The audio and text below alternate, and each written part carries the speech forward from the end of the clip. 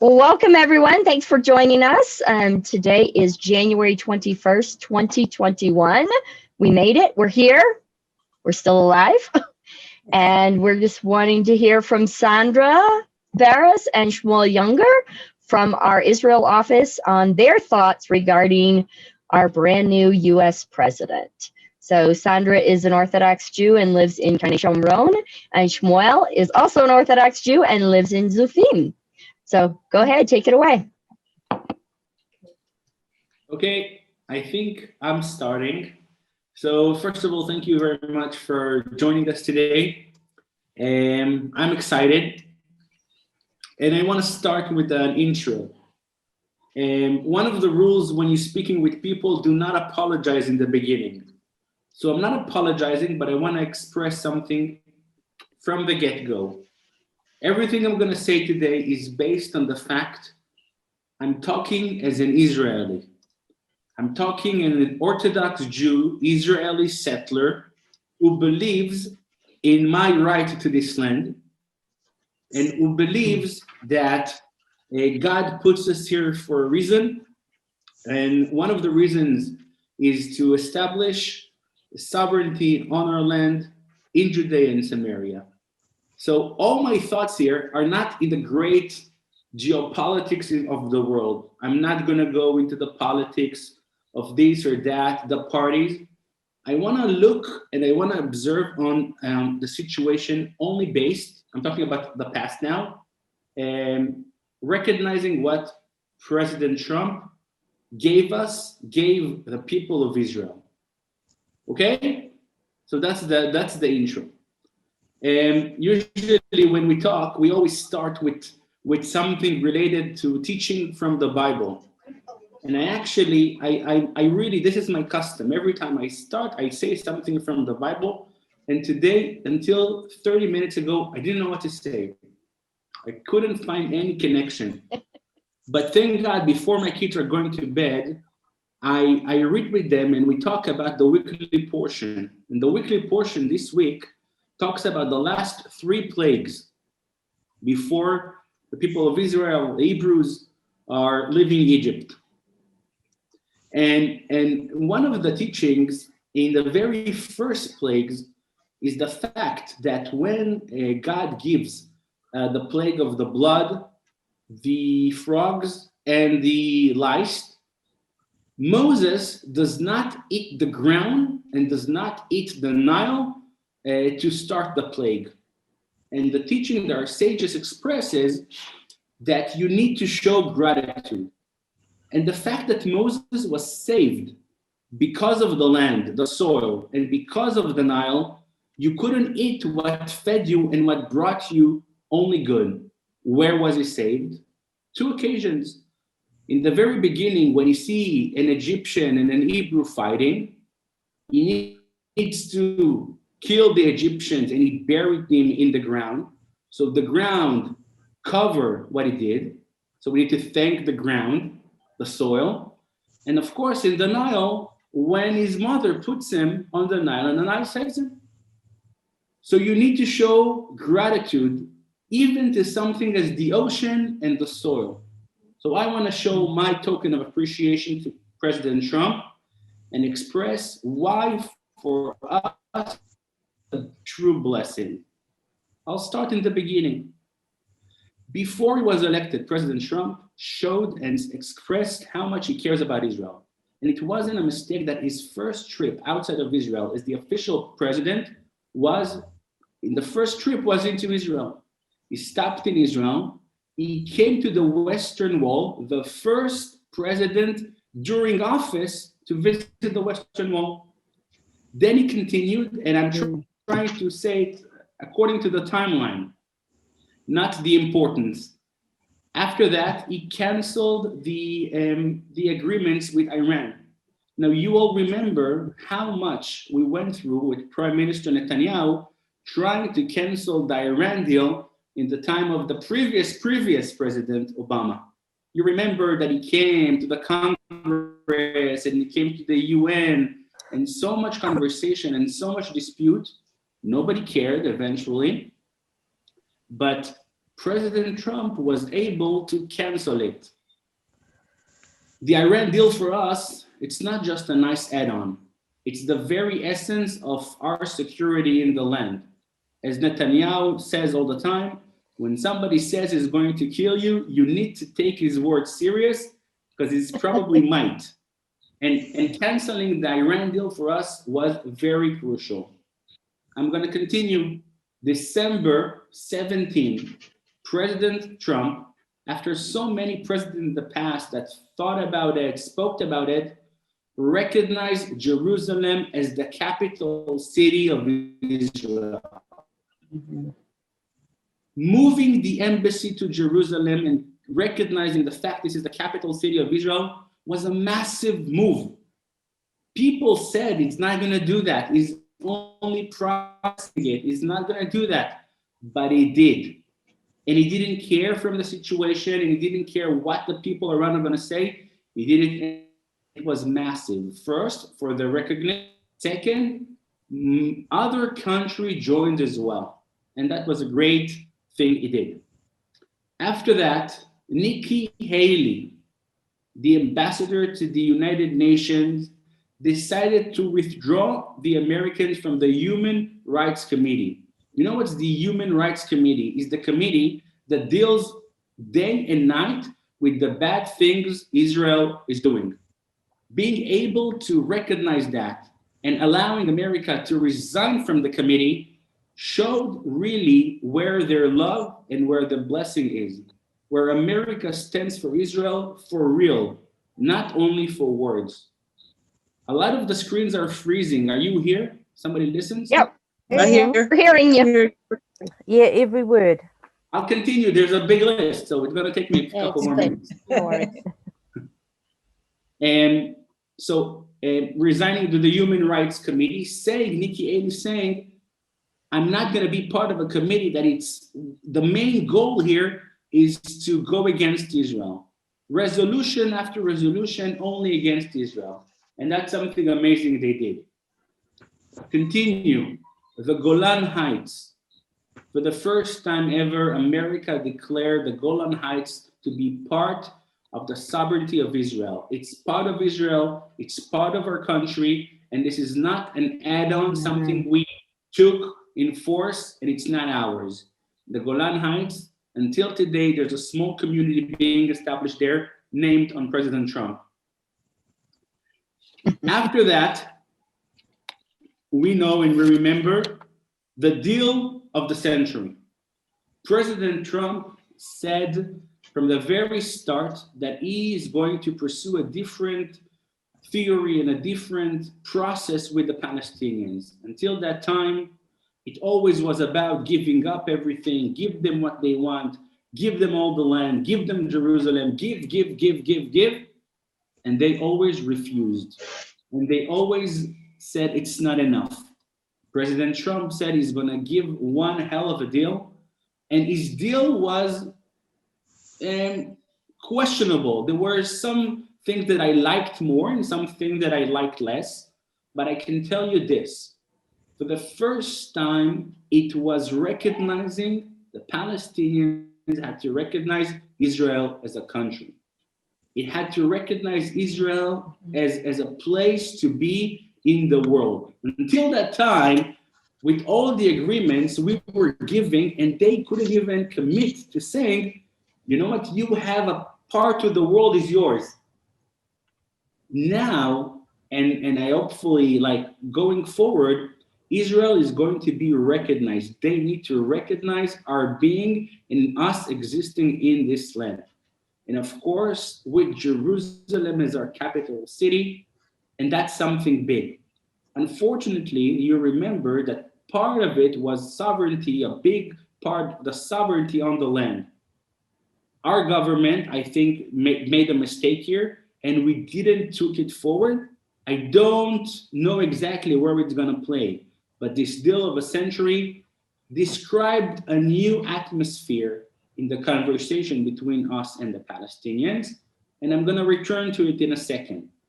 After that, President Trump was really rough also on fighting terrorism. As we said before, if somebody says openly he wants to destroy you and he wants to go against you, he's probably trying.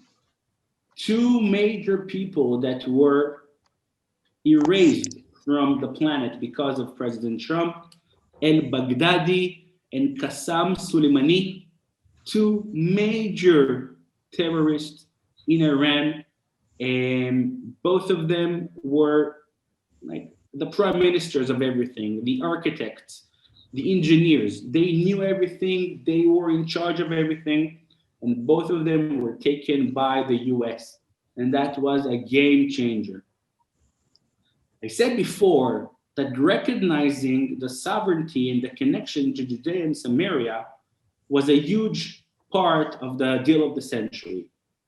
It was even farther stronger than that, because America declared, it was President Trump with Pompeo, the Secretary of State, talked about the fact that we see Judea and Samaria as part of Israel. It's also true for the BDS movement. Whenever there's going to be products that are going to be licensed and product of Judea and Samaria, there was a law against that should be a part of Israel. More than that, every time that there was a cooperation between America and Israel, Judea and Samaria was excluded. Example, academia. If there's a grant and to research in Israel, they changed it. And Judea and Samaria is a legit part of Israel, a major part of Israel, and a place that is binded to be, in every conversation from now on, a part of Israel. We are not excluded. Last but not least, I want to talk about the Abrahamic Courts. And I think that really includes everything I said before. I think the great thing that President Trump did with Mike Pompeo, with Kushner, with all the people in his team, is more than ever, Trump showed that Israel is not the problem. You see, every time that Israel was in the focus, the Palestinians and Israel combating against one another was the big reasoning for all the trouble in the world. Why Israel is such in a bad place? Because they're always fighting with the Palestinians. If you solve this, every Arab country is going to go in peace with you and they're going to work with you. That was the problem. But President Trump was able to clear up everything and show, you know what? After so many years of refusal, after so many years that the world saw that the Palestinians don't want peace, or at least not in a way that can work, not only it's not going to stop us from developing the region, you will see countries lining up to work with Israel. From Bahrain to Sudan, Morocco, Dubai and the Emirates. I just heard yesterday that Indonesia was supposed to be coming next, and 12 other countries altogether were already in a process of talking with Israel to try to solve the situation and to continue together. Because in the end of the day, what President Trump wanted to show is that Israel has the will, has the need, as the will. Please don't try to kill us. Please don't try to stop us from living our life here in Israel. And when President Trump went and negotiated peace and work together, the Palestinian issue is a minor issue. More than that, they are the one to be blamed. Israel is not going to be an obstacle for peace, the opposite. We are willing to work together We are not against the Arab world, and we are willing to work with people who are willing to work with us. And Mike Pompeo was also visiting the winery in Psagot, being the first Secretary of State in office who visiting Judea and Samaria. Personally, as I said in the beginning, as a Jew living in Judea and Samaria, President Trump was a gift. It was a pleasure to work with somebody who we felt really wanted the best for us. And I want to finish with a quote that I heard in an interview with one of the staff members of the Ambassador David Friedman, who just left the office here in Israel. He said that whenever they went to negotiation and talked with different countries, bottom line was as follows, and with that I will finish. Whenever people asked them, what do you want from us? The answer was this: Israel is our best friend. That's what America would say. We cannot be your friends if you're not friends of our best friend. And whenever they went and negotiated from all the Arab countries, 12 different countries, that statement showed the real connection between America and Israel. Knowing that the American people, the voters, really committed to that, Trump understood that. His staff, his people, you want to be a friend of ours, you need to be a friend of Israel. I think it was a great thing. So my token of appreciation was showing and sharing to you my perspective and how President Trump gave a lot of blessing to Israel. The future, I'm going to leave it to Sondra. Thank you. Thank you, Shmuel. That was a wonderful summary. And really, I would say, effectively sums up how most people in Israel feel about Trump. And regardless of what we feel about his domestic issues, most people don't get involved in that in Israel. When we saw Trump, we saw what he did for Israel, and we are extremely grateful. And in a way, what happened under President Trump is that he moved the goalpost. Because for years, even the most pro-Israel president in the White House, whether he was a Democrat or a Republican, there were certain things you knew never to expect from an American president. You never expected him to move the embassy to Jerusalem, and you never expected him to recognize the legitimacy of Jewish settlement in Judea and Samaria. It was a pipe dream, and all that changed. Which in a way is making it far more difficult for us when we anticipate a Biden White House. And so what I want to do now is kind of try to put things in perspective, from my perspective, both good and bad as we look forward. So first of all, if I'm looking at the issue of Republican versus Democrats, well, there's no question that in recent years, there's been quite a change in both the Democrat and the Republican Party. The Republican Party has become far more outspoken for Israel. The Democratic Party, on the other hand, has become less outspoken for Israel, certainly among its more left-leaning wing of the party. That's a relatively recent change. And if we look at Biden, Biden has been in politics for a very, very long time. And when he first entered politics, when we first met Biden, he was part of a very strong tradition of bipartisan support for Israel. And Biden himself has always seen himself and has always been seen as pro-Israel. Now, that doesn't mean he is pro-settlement, okay? But he's definitely pro-Israel. But something happened a few years ago that, from Israel's perspective, changed radically the way America looks to us. And that was when Obama was president.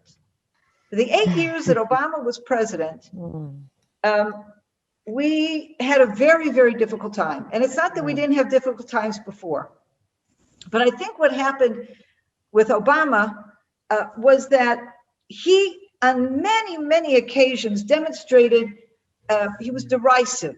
He demonstrated, I don't know, antipathy. He really did not like our prime minister, Netanyahu. And he, in many ways, acted in an underhanded way to try to bypass the government of Israel. He also, I remember one incident in particular when he came to Israel, and he insisted on meeting with students, university students from all over Israel, and these students were handpicked. And he would not allow students from Ariel to join to university in Samaria.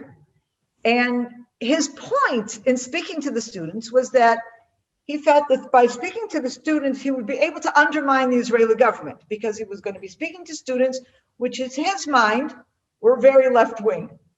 And in fact, Obama had a sense about Israel that was wrong because he anticipated that Israel was primarily a left-wing country. And there was like a mistake that we had a right-wing government, when in fact, Israel is an overwhelmingly right-wing people, even more so in many cases than the government. But anyway, this was just the kind of things that we were experiencing, unfortunately, under Obama. But from a very practical point of view, there were two main issues that Obama introduced as part of American policies that were very dangerous to Israel. One was the Iran deal.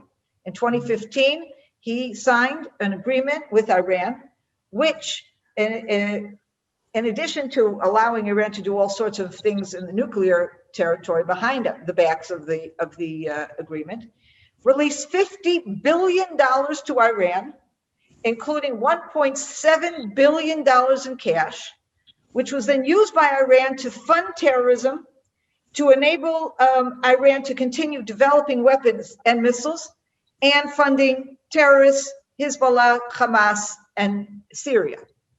The second thing was that in his opposition to settlement in Judea and Samaria, which, as I said, was shared by all American presidents since 1967, but what he did is he engineered Resolution 2334 in the United Nations, which for the first time officially called the settlements a flagrant violation of international law, which is absolutely not true, and in fact was not the traditional position of the United States before then.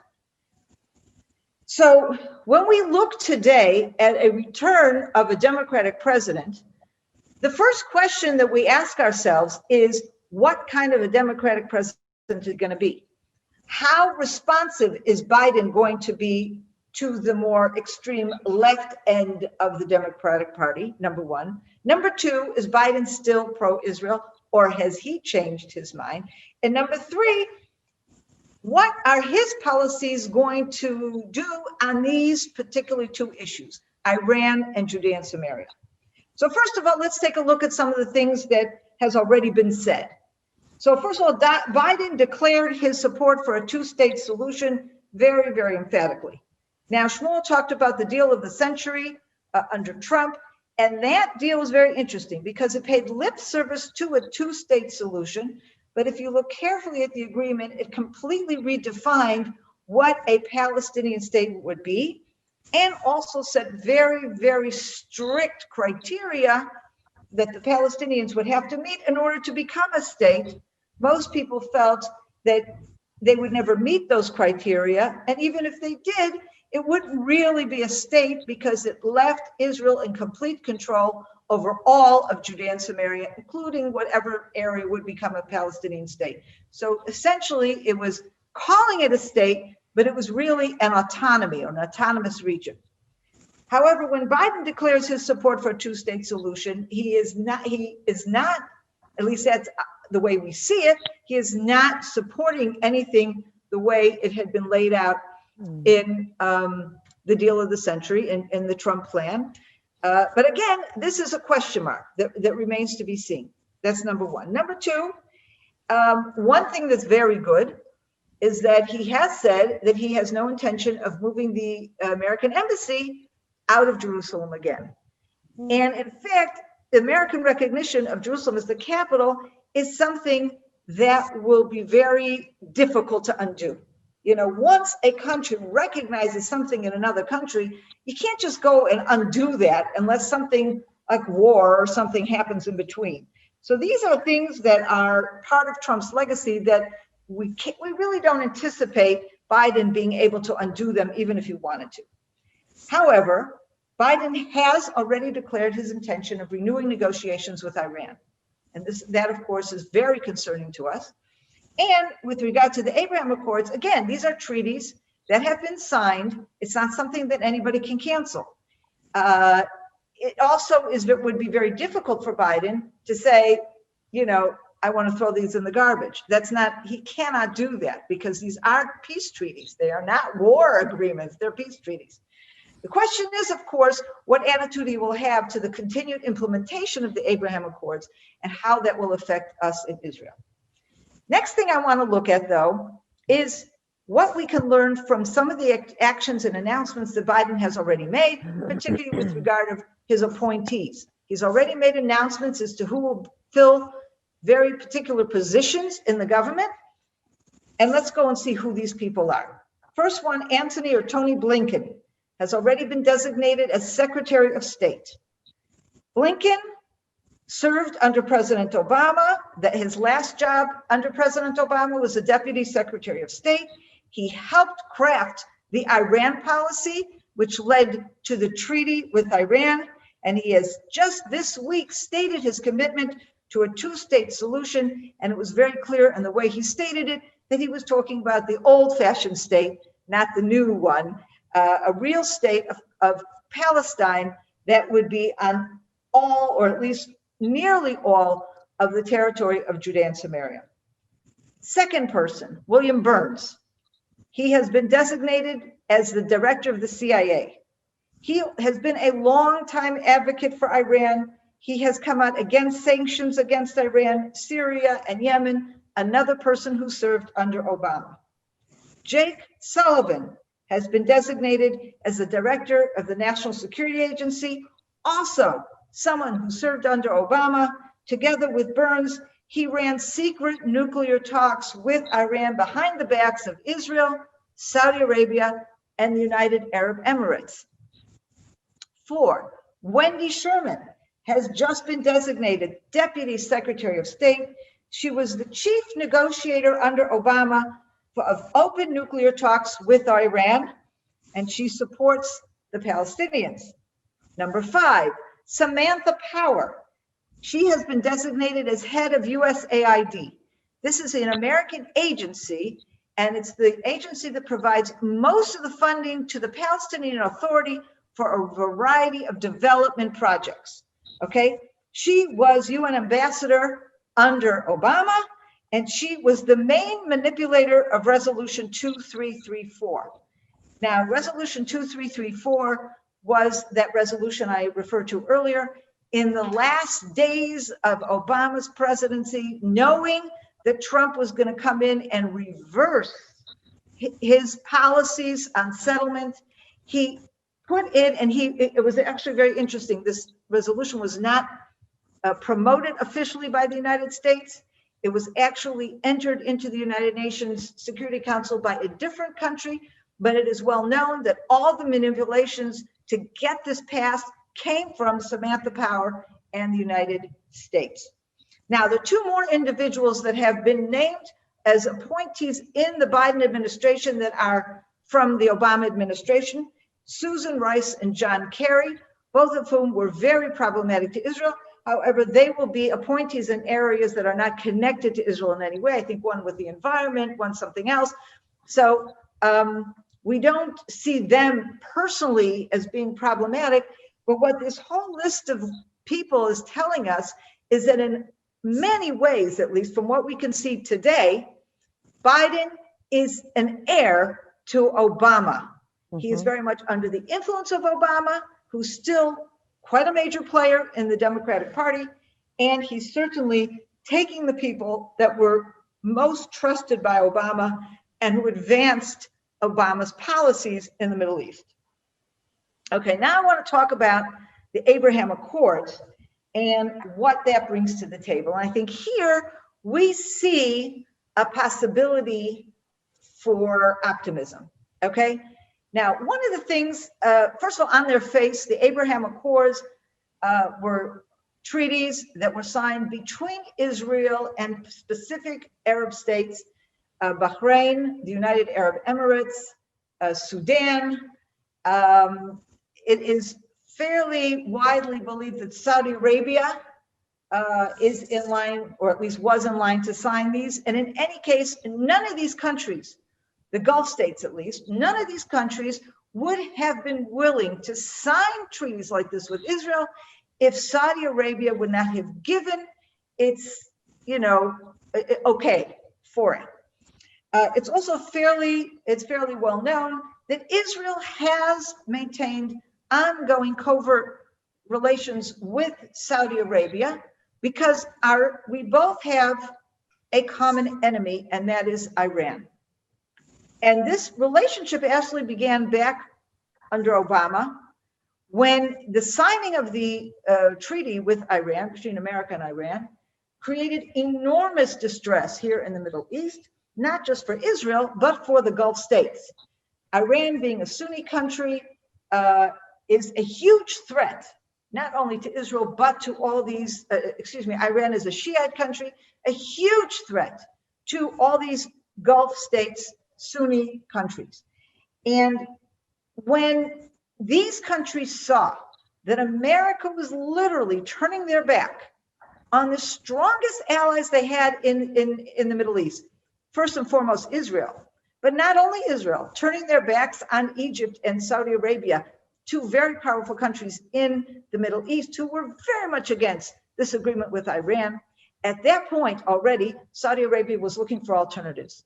And the alternatives were Israel, because Israel is the most powerful country in the Middle East, very powerful military, but in addition, it still maintains a very close relationship with the United States. And that is seen as a tremendous asset. If anyone was going to be able to convince the United States to get rid of this Iran agreement or to modify it, it was seen that that would be Israel.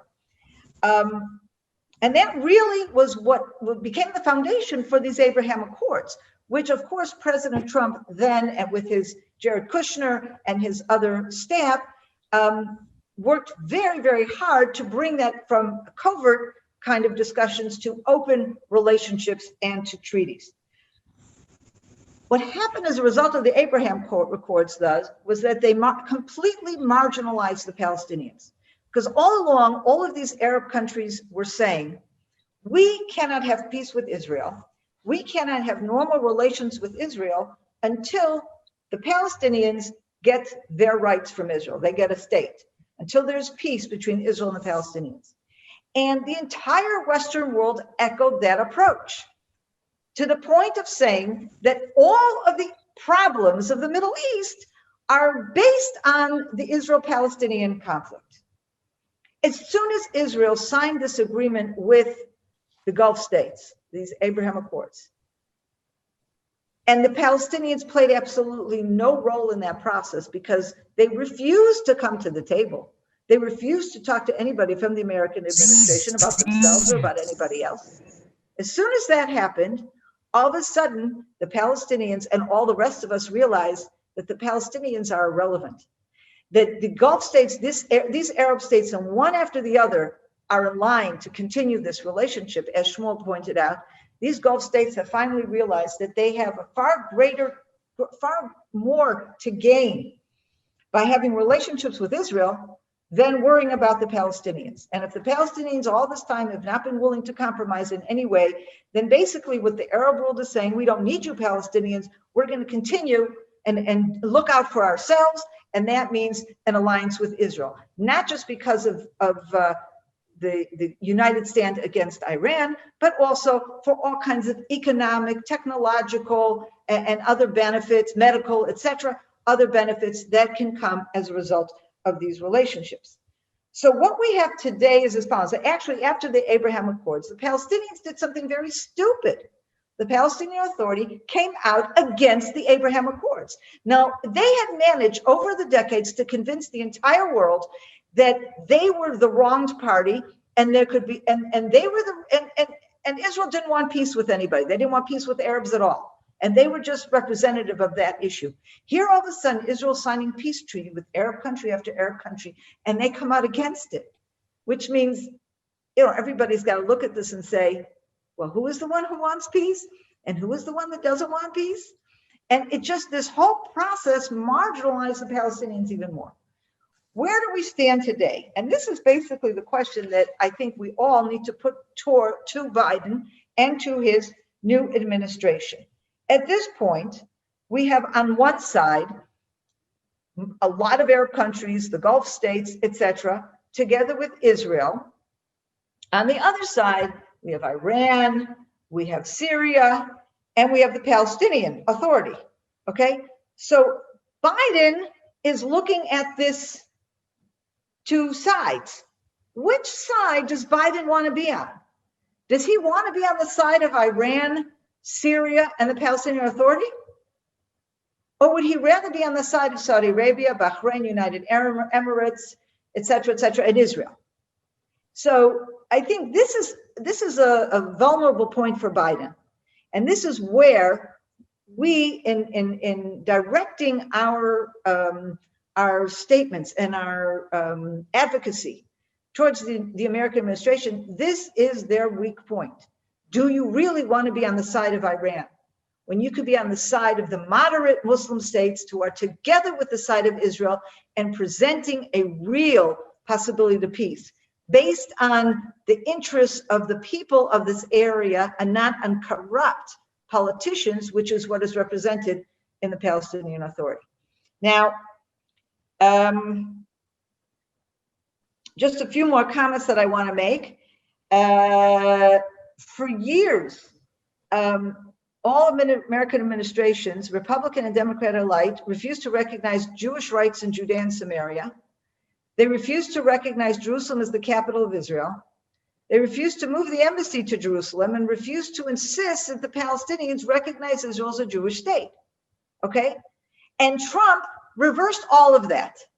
The reason, though, that all the previous administrations refused to move forward on any of these issues is because they claimed, if we do this, if we move the embassy to Jerusalem, if we recognize Israel's right to Judea and Samaria, the result will be catastrophe, violence.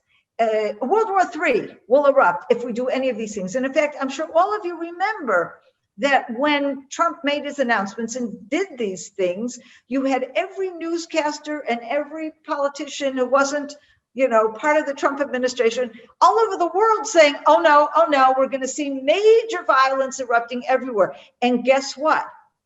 It didn't. So that also becomes a very important point that we need to hold on to.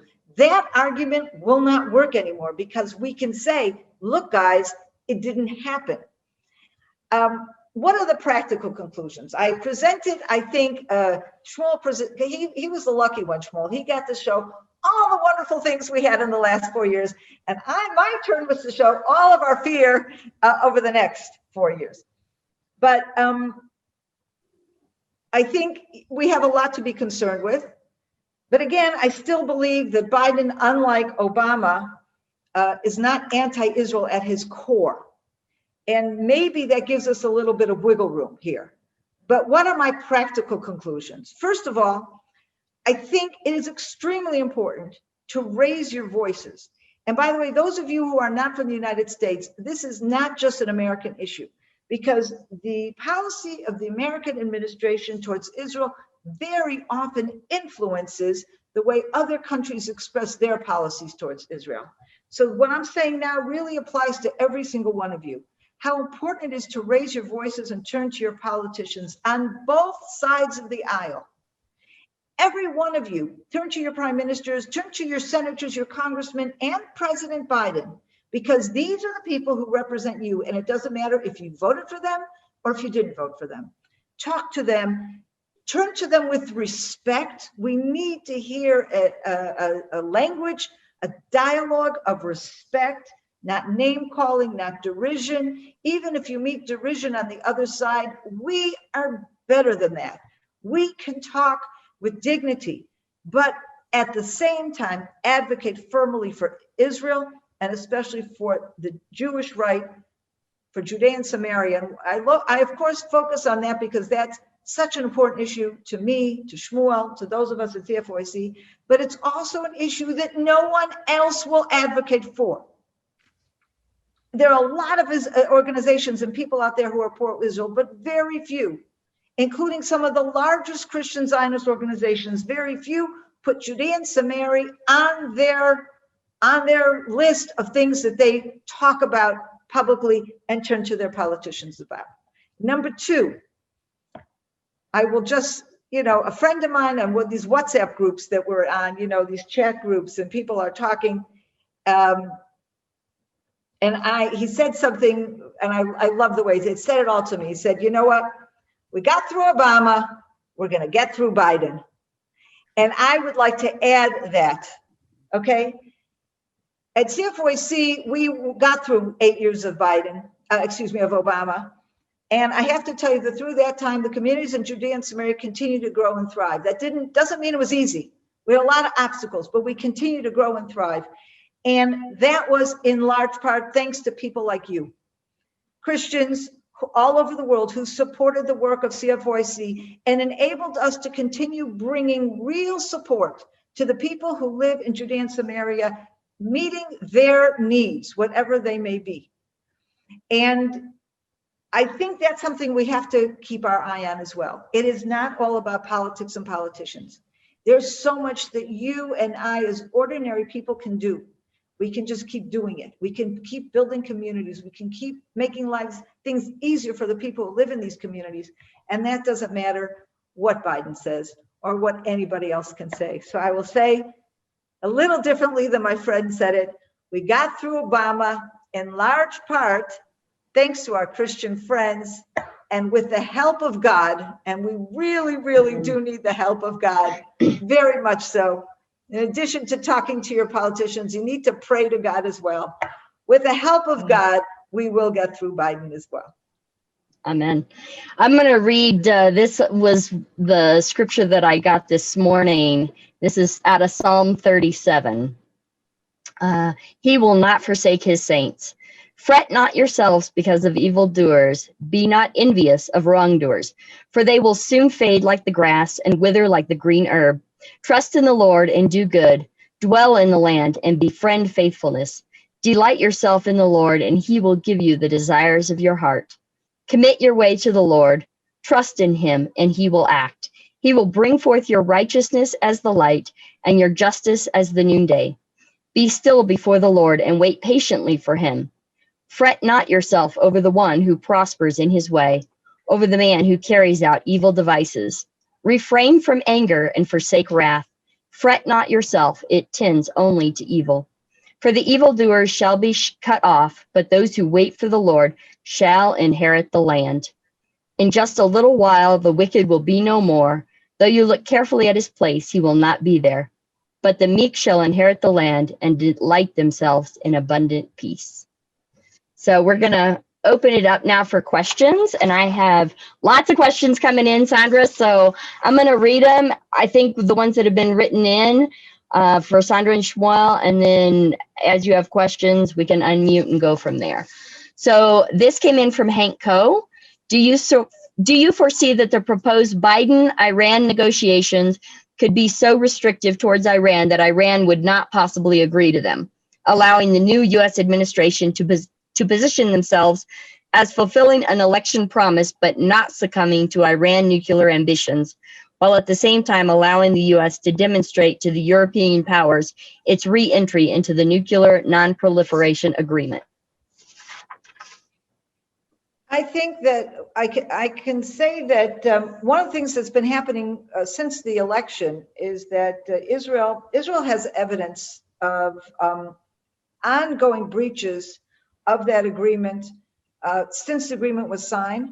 evidence, even recent evidence through intelligence sources, of how Iran is developing its nuclear program with clear proof that it is absolutely a military program. It is not a civilian energy program, okay?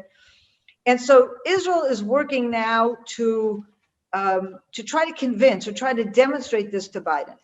And I think what we're hearing is that they're not getting a lot of,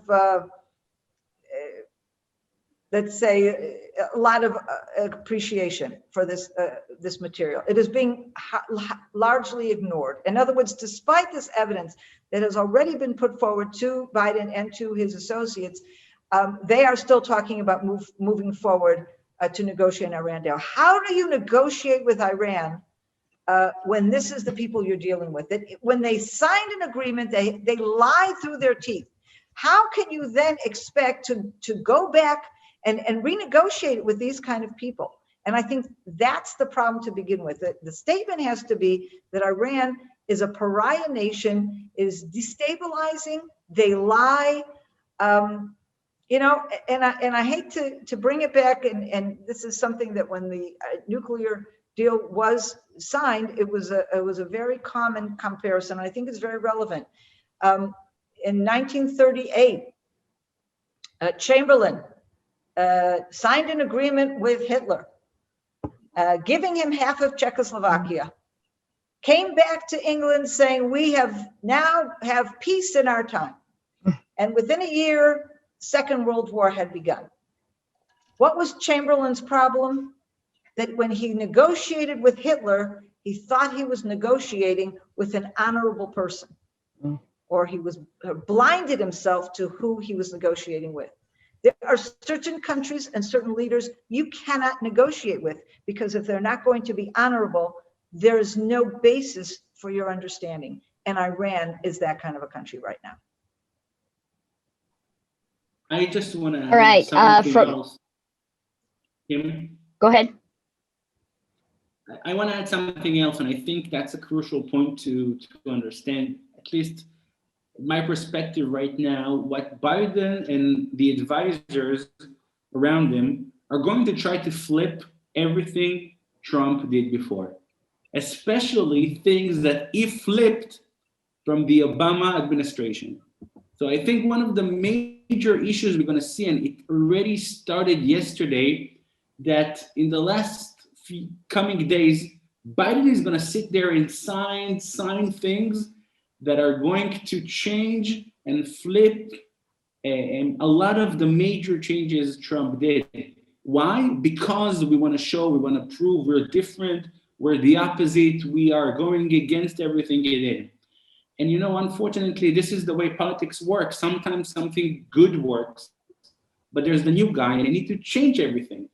So I think, one, we're going to see a lot of, erasing things that Trump did, and we're going to see the continuation of what Obama started. And I have a proof for that from yesterday. I don't know if you got it in the news in the US, but I saw it and I was shocked. Okay, this is the Twitter of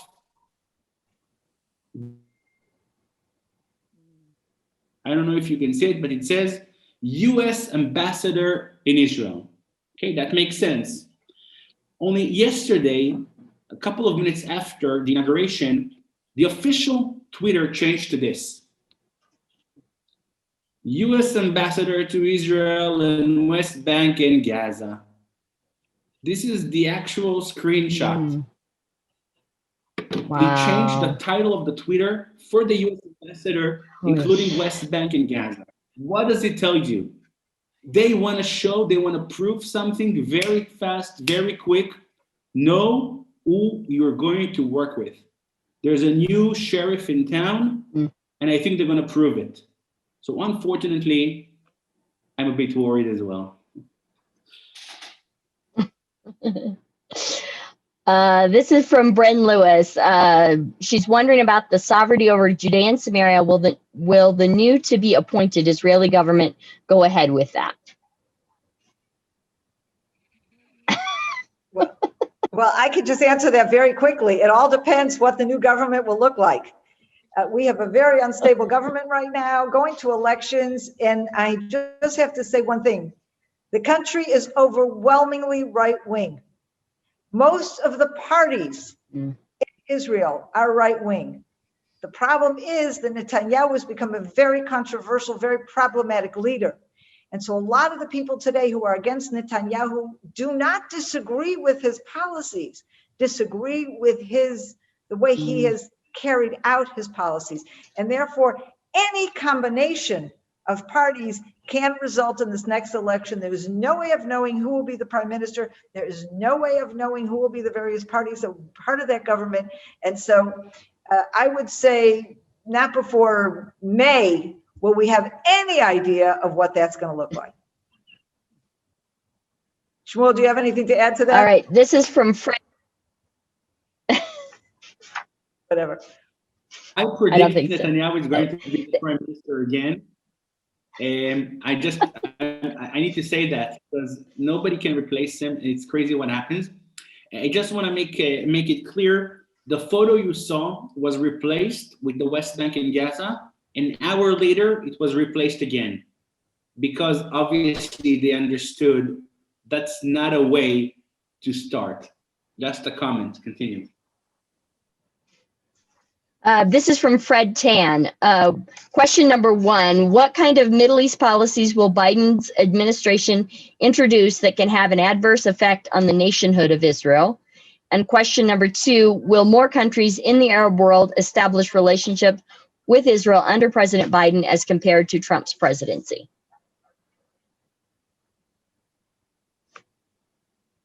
You want to take that, Shmuel, or should I? I'm sorry, but a lot of the question wasn't clear, so I didn't really hear it. So please. Okay, so let me So take Biden's that. administration, go ahead, go for it.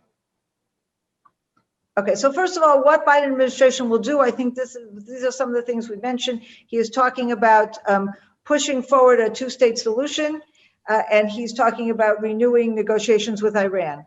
These are the two things that we're most concerned with. In the context of two-state solution, we may well see things like we saw under Obama, enormous pressure on Israel to freeze building in Judea and Samaria, even the possibilities of sanctions against Israel should we continue building in the Jewish communities in Judea and Samaria. Now, I have to say that in recent weeks, Netanyahu and his government gave permission for hundreds of new or even thousands of new housing units to be built in Judea and Samaria. I would have wished that we would have had many more all along this time. I think a lot of time was wasted under Trump. We could have built tens of thousands of new units already, so that Biden coming in wouldn't matter. Well, it mattered, but we've already been so far ahead of the game. But in all of these things, a lot also depends on our own government and to what extent our prime minister is able and willing to stand up to the United States and say, we love you, America, but with all due respect, this is none of your business. Amen. And then about other additional Arab countries establishing relationships, more like the Abrahamic Accords. Well, again, a lot will depend on what I think there's a real interest to enter into these agreements with Israel. The question is what will be going on behind the scenes. It may be, by the way, that if Biden really takes concrete steps towards Iran, that will drive more countries to enter into treaties with Israel. Ironically, it used to be that Israel's relationship with the United States was the only thing Israel had on a geopolitical level to protect it from all these Arab nations in the Middle East. The situation we are entering in now could be a complete reversal of that the Arab nations are looking to Israel as the only friend they have against a dangerous American policy with Iran.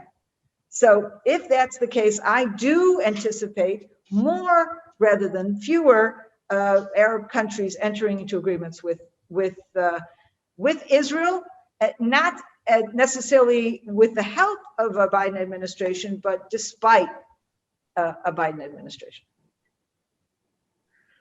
So we have a ton of questions coming in. You guys are great. Love this. But it is top of the hour. So if some of you have to leave, we want to honor that. We will be sending out the recording, but you're welcome to stay on. We're going to stay on as long as we have questions and as long as everybody in Israel is still awake. Next question. I want to know about Chuck Schumer. Who is he really? Why are American Jews so different from Israeli Jews? I have lots of Jewish friends in California and not the left coast type. I just have to say one thing about Chuck Schumer, okay? I was 23, I think, 22, 23 years old. I was newly married and I was living in Brooklyn.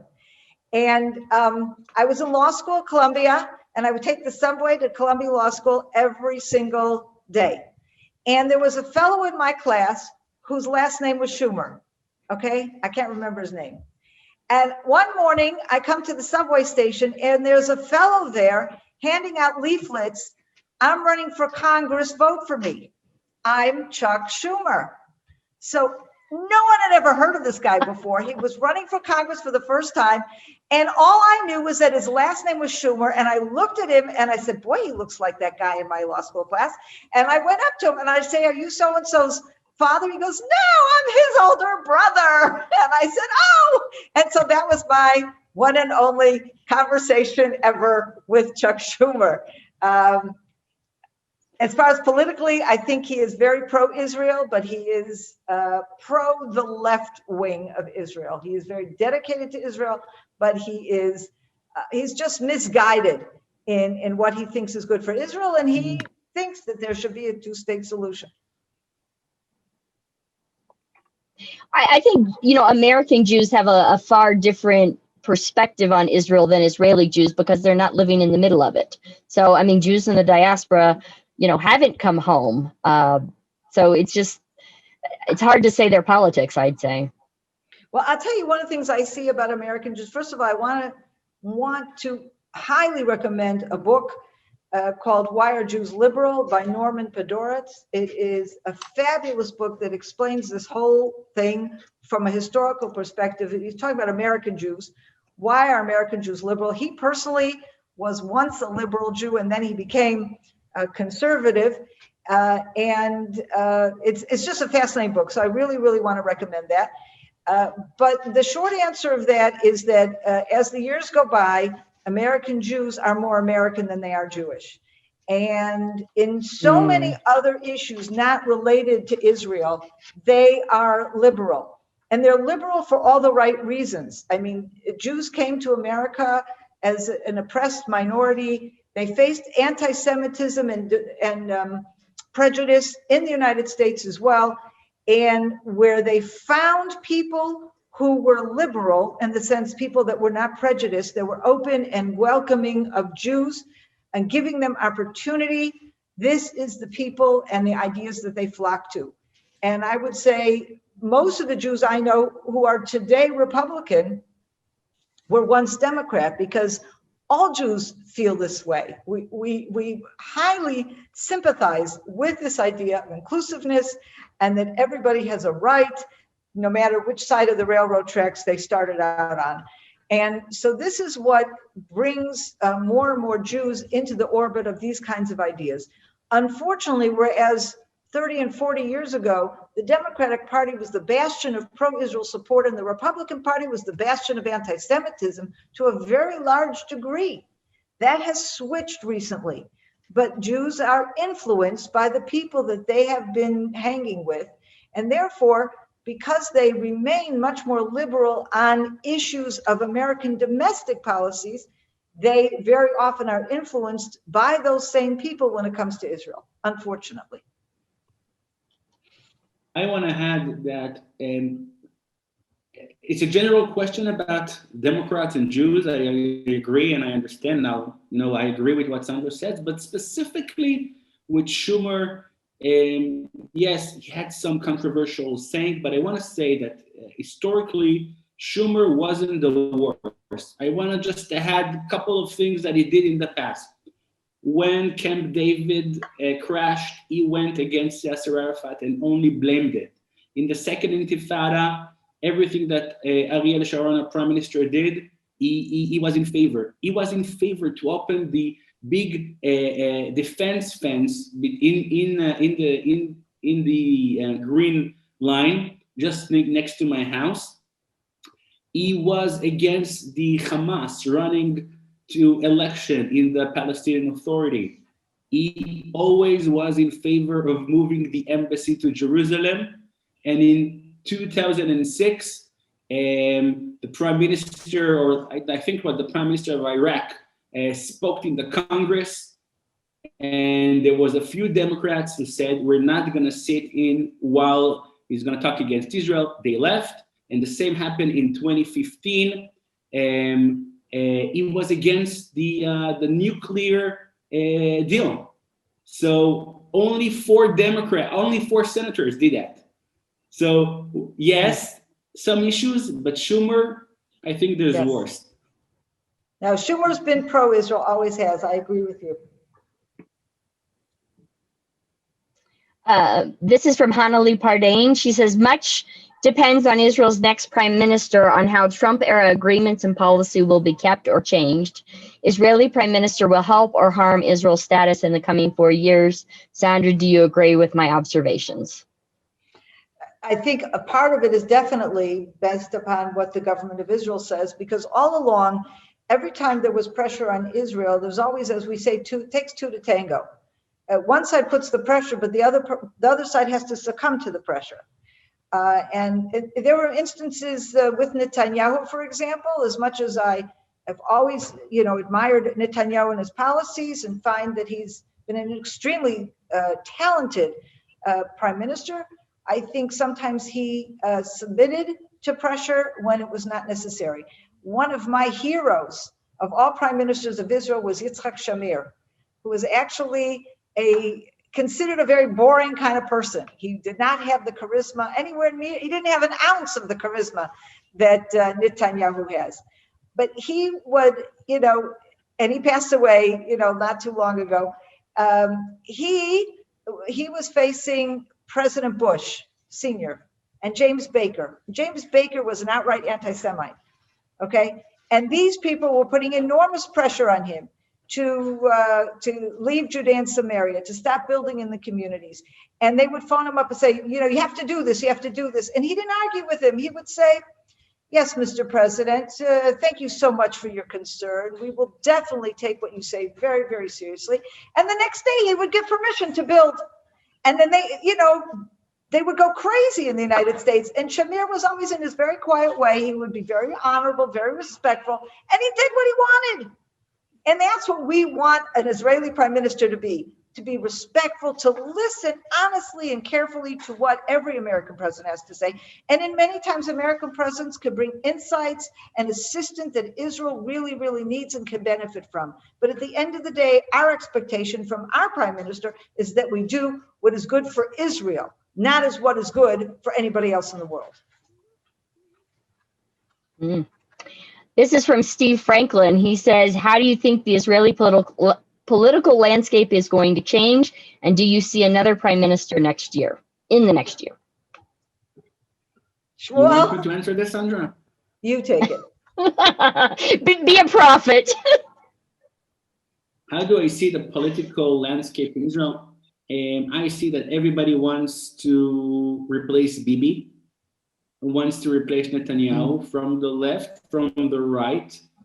A big person to do it is Gideon Sa'ar, who came from the Likud party and just left and has a new party with different other members from the Likud party. I'll tell you this, and I really connect to what Sondra said before. I won't forget one thing. After Obama got in the White House, now I don't remember if it was like 8 years ago or 12 years ago, but I remember that Netanyahu, still the prime minister then, had a phone conversation with him. And the White House published a photo of Obama taking the phone call. Do you remember the photo? He was with his feet on the table. A nice chair. Right. Exactly. Going back, putting his feet on the table, total disrespect. Like, okay, it's very comfortable for you to speak like that, but when you publish a photo like this and you're saying, I'm talking with the Prime Minister of Israel, that says something. And I honestly feel that we need somebody strong as a Prime Minister. And whenever I think of who I'm going to elect as a Prime Minister in Israel, I need to think more than the small things that Israel has to do. And they're not small, right? Security in Israel is huge. COVID is huge. Economy is huge. We have a lot of issue. Our Prime Minister works hard. But I always put in my mind, this is a person that needs to answer the President of the US. And sometimes they're very pushy, and sometimes they're going to have a lot of pressure on you. You need someone who's going to stand in your side, and he's going to fight for what's important for Israel. And I'm just going to say that not every person is capable to what Prime Minister Netanyahu did until now. We need to give him the credit for that, because in the time of Obama, he was really pushing against everything. It was very, very interesting. Future is going to bring, I don't know. Now, the way I see it, the way I predict, Bibi Netanyahu brings the results, and I don't see anybody else that proved he has what it takes to replace him until now. I know that they want to replace him. They're doing everything possible to replace him. I wouldn't bet he's going to lose this election, especially with one thing we didn't spoke about, the vaccine. If Sondra and myself are going to come to America anytime soon, is because Sondra is after the vaccine and I'm in the process of the vaccine. 2.5 million people in Israel got it already. Israel is the largest number of people getting it. I think that's something that no other prime minister would able to do. And I think only because of that, Prime Minister Netanyahu is going to win again in March. This is not my political concern. It's what I think is going to happen.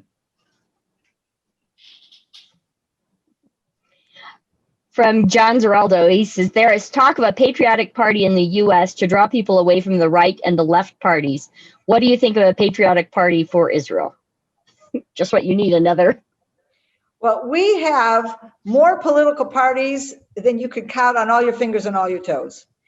And we have a very raucous and diverse parliament, the Knesset, because we have a lot of political parties. Now, there's a rule, there's a law in Israel that limits any party in order to get into the Knesset has to have received the minimum equivalent of 4 Knesset seats. If not for that law, there'd be even more political parties in the Knesset, because then we'd have parties that only got 1 or 2 seats in the Knesset as well. So no, we certainly don't need another political party. And one of the things I do have to say, if we look towards the elections, one of the things I said that we're not going to know until probably about May who the prime minister is, that's because we have so many political parties. It is not a question of president, two guys for president and you vote for one or to see which one has the most votes. And even this last election in the United States, which took so long to work out the situation, there were only 2 possibilities. It was either Biden or Trump. Whereas in Israeli politics, it's not only several possibilities who might become the prime minister, but it's also many possibilities as to who will be the coalition government. And that is, of course, something that will make a big difference as to what, even if we know from the beginning who the prime minister will be, or we're pretty confident we know who it'll be, who are the parties that make up the coalition determine to a very large extent what the prime minister's policies will be. So all of that is a big question. So no, we don't need another political party in Israel. Where do you think Kamala Harris stands in regard to Israel? Shmuel, do you want to take that one? Listen, I really give everybody a benefit of the doubt. And we know a couple of things about Kamala right now. First, her husband is Jewish. Is it positive or negative? I don't know. Second, we know that in the past, she has a lot of connections with Israelis. A lot of officials in Israel say that during the years they had a lot of conversation, and she knows this. As I said before, if you ask me right now, we're going to see Obama administration 2.0. Until I'm going to see any major change, I would say she's not going to be different than what we were used to see. So for me, the answer is question mark. I think it's going to be the same as 4 years ago.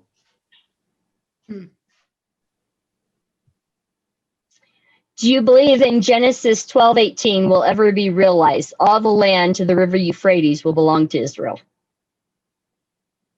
Oh, yes, definitely. But I think we have to let God do that in his time. Some things we just have to wait and see how they work it out. But you know what? These Abrahamic courts, I have a teacher, a Bible teacher, who once interpreted that, and he said that, I mean, if you remember, when Moses was still in the desert leading the children of Israel, they conquered the Amorites and the Bashan. Okay, two big kingdoms on the eastern side of the Jordan River. And that was definitely important as part of the conquest of the land of Israel. But it was on the eastern side of the Jordan. 2.5 tribes decided to settle there, which Moses was not happy about. And when Moses was punished not to be allowed to go into the land of Israel, he was allowed to be there, but he wasn't allowed to go cross the Jordan into the land of Canaan. All of these things tell us that there's a difference between the part of the promised land that's west of the Jordan and the rest of the land that's east of the Jordan. So I have a rabbi, a Bible teacher, who explained that as follows in connection with the promise in Genesis 18, that the land of Israel as we know it today, the part west of the Jordan, that is the part that will always be the actual homeland of the Jewish people. The nations to the east will be part of, shall we say, the Israelite empire. That these countries will remain countries of different peoples, but they will come in under the influence and perhaps even the power of the state of Israel. May I say that now with the Abraham Accords, we are moving in that direction? Who knows? This question leads right into that one from Steve Franklin. Do you perceive Israel as increasingly less dependent on U.S. influence, more in touch with UAE influence, with Hazak to push forward toward their own initiatives with settlements, national security? I don't know. Shmuel, you want to answer that one? I can, whatever. Go for it. I think that Israel is going to be... Go ahead. I will say the same as I said before. I think the question here is more than the question of American influence, is would we see a major change in the role of America generally in the globe? We know that there's strong movements from Russia, from China, and we know that there's a battle going on. You know, like you heard that today or yesterday, the Chinese banned 28 people, Americans, not to enter China anymore because of all the bad things they did during the administration of Trump. I think it's only the beginning. You know, from the economy point of view, there's a lot of things going here. The dollar is not strong in the world right now. It's going down. The Chinese economy, who started with the COVID, there's nothing there. You know, I used to live in Hong Kong, China, and you know, I wouldn't believe it myself. My friends who live in Shanghai, in Beijing, in Hong Kong, they don't wear masks. Nobody is sick. The streets are well. The factories are back in normal and in extra speed because all the fulfillment in the world, you know, countries stopped working. China didn't stop for a second, okay? So in generally in the world, I don't know where America is going to put itself. And America went through a harsh time right now, in economy and in different aspects. So it's the question of influence will be this: Israel and America are in a bond. Until proved different, I don't see a need for any kind of a change there. There's a strong friendship, and I think it's going to continue. But if things shift, if things move, I can guarantee you, and I know it's a knowledge here, Israel knows how to maintain itself without considering only America. We have connections, and we have friends, and we have partners all around the world. This is a deeper theologies Israel politics has. We cannot put all the eggs in one basket, we say. Therefore, it's not a question America or UAE or China or Russia. We know that we would be able, wherever it's going to take us, we're going to continue to strive. Two things: one, planning; second, God. I'll put it this way: no, one, God; second, good planning. And the international surrounding of Israel, I think, will be good wherever it's going to take us. All right, this is from Jillian Street. Here in Canada, we sure need to voice our concerns from the Prime Minister to his position on Israel. Praying to return to Israel with my congregation in 2022. God bless your ministry. And from Carol Westmoreland, are the borders open? Can people come and visit this spring? No, at this point, no. Only Israeli citizens and permanent residents are allowed into the country at this point. There's a lot of discussion going on right now about when and how that will change. And when we thought we were making progress, in fact, a few months ago, there was already an agreement in the works with Greece that was a very green country. We were at the time a green country as well, very little disease, and we were going to have open travel, and that all came to a halt when both of our countries, as well as everybody else, went deep into the second wave. A lot is going to depend on vaccines. We anticipate that at the point at which all or just about all of Israel has been vaccinated, there will be opening of tourism, but it's very possible that tourists will be required to either demonstrate that they've had the vaccine or that they've had corona and already have the antibodies in order for them to come in without having to quarantine. If people coming in will quarantine, then it'll probably be enough. What they're doing right now is just to take a corona test before you get on the plane to ensure that you're not going to be infecting the people on the plane and in the airport. But then once you get to Israel, you have to go into quarantine. And of course, for tourists coming for 2 weeks, nobody's going to come if they have to spend 2 weeks in quarantine. So the only way that is going to open up, the way most people are talking today, is for people who have either had the vaccine or have had corona. It's possible that maybe in a year from now, if we have indeed succeeded in eradicating corona, then things will go back to normal. But until that time, that's what it looks like. And I think that's all the questions. So if I missed yours, feel free to speak up, or if you have something else, feel free to jump in. Well, it's been a wonderful conversation. I have really enjoyed it very much. Very much so. Shmuel? Thank you very much. Yeah, it's been great seeing everybody.